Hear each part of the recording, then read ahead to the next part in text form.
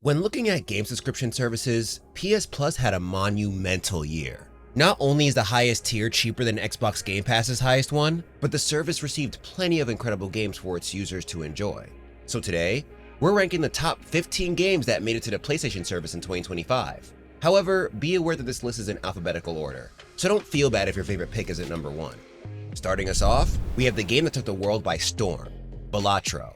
It's extremely unique in that it's a poker-inspired roguelike deck builder. As you gain more cards, the challenges you must overcome become harder and harder. It's a thoughtful and elegant gaming experience that puts many AAA mechanical conventions to shame. However, be warned that once Balatro has you, it's got you for good. I found myself spending hours playing this game thanks to its accessibility on mobile, the Switch, and other portable platforms. Luckily, it's a lot easier to let go while playing on PS Plus since it doesn't follow you, but it still requires a lot of willpower to walk away. Moving on to another game that took the world by storm, we have Blueprints. This is quite possibly one of the best day one PS Plus releases of the year. Players must explore an ever-changing environment and solve as many puzzles to uncover the game's secrets. That's about all we can say without spoiling it, but just know that this title is one of the most compelling, nuanced, intuitive, and innovative games within this genre. Anyone with a knack for mystery solving will have a joyous time with it. Now let's move on to one of my personal favorites, Cyberpunk 2077. Though this title had a rough start, it more than made up for it with multiple updates and extremely compelling DLC. With all the fixes, this game is easily one of the greatest RPGs out there, with its sharp writing, insane visuals, and deep combat system. If you had your doubts before, trust us when we say that this title is a must-play, even if you're not a fan of RPGs. Next up is GTA 5. Few titles have the staying power of this open-world game. Although it was released in 2013, it's still extremely popular today. So with everyone waiting for GTA 6 to drop, adding this game to PS Plus was a very smart move. Compared to Rockstar's eventual endeavors with Red Dead Redemption 2, GTA 5 may not be quite so impressive, but it's still a historically significant, unique title deserving of its accolades. Following that, we have God of War Ragnarok. God of War is one of the most well-known PlayStation exclusive series, and the latest entry in the franchise is by far the best. It levels up everything that the 2018 entry added, with more varied locales, better missions, and additional mechanics like the Draupnir Spear. Along with that, this game serves as a beautiful and emotional end to the story of Kratos. For those of the PS5, it's a must-play, doubly so if you have a PS Plus subscription. Moving on, we have Indica, a very unique gaming experience.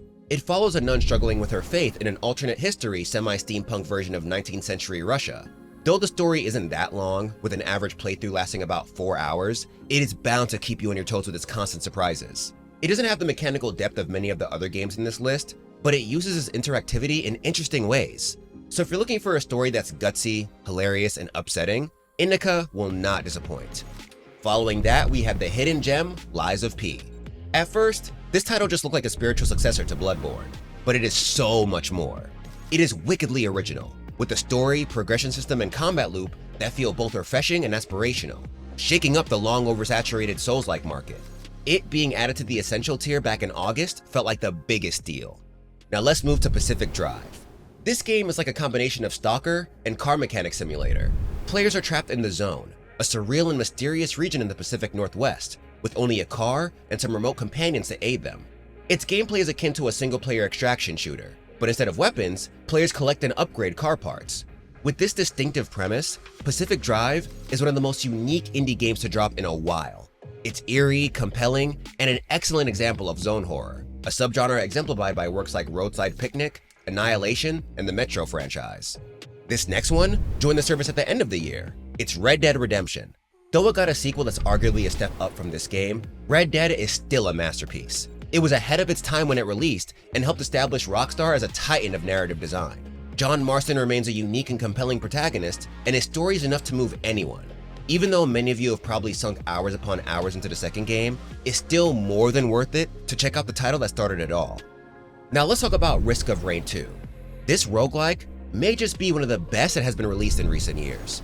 Where it wins is in its richness of content and mind-blowing progression system.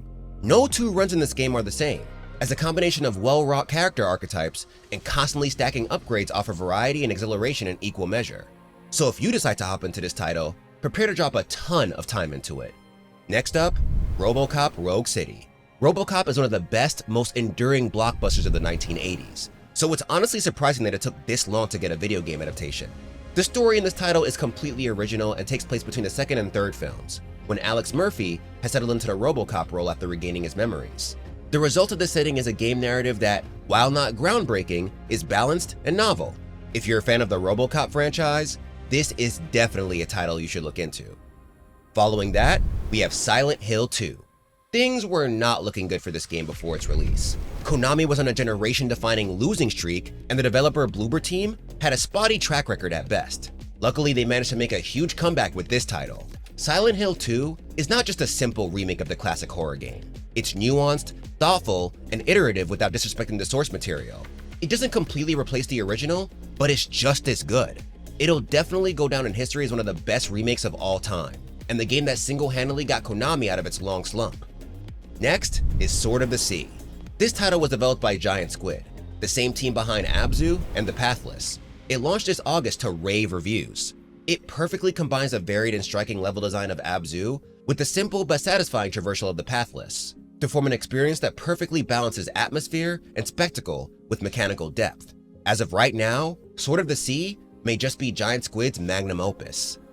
Now let's move on to something more wacky. Thank goodness you're here. This very British adventure game serves as a comedy with light puzzle elements. You assume the role of a tiny salesman who could pretty much only jump and slap things.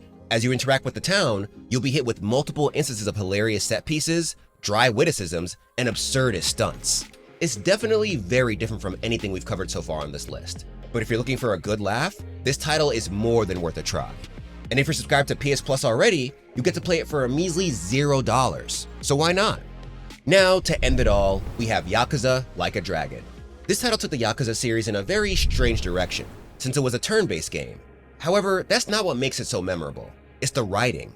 The game presents some of the most lovable characters to grace the RPG genre. The side quests and minigames are hilarious, and the story, while still melodramatic and silly at points, is incredibly refreshing thanks to Ichiban Kasuga, a worthy quasi-successor to Kazuma Kiryu. If you were on the fence about this game because of the genre switch, we can't recommend this enough. Though it's not as action-oriented, it still has the strong soul of a Yakuza game. But that's it for our list. Did your favorite PS Plus title of the year make it? Let us know below, and stay tuned on GameRant.com for more upcoming Best of 2025 lists. Until next time, thanks for watching, and happy gaming.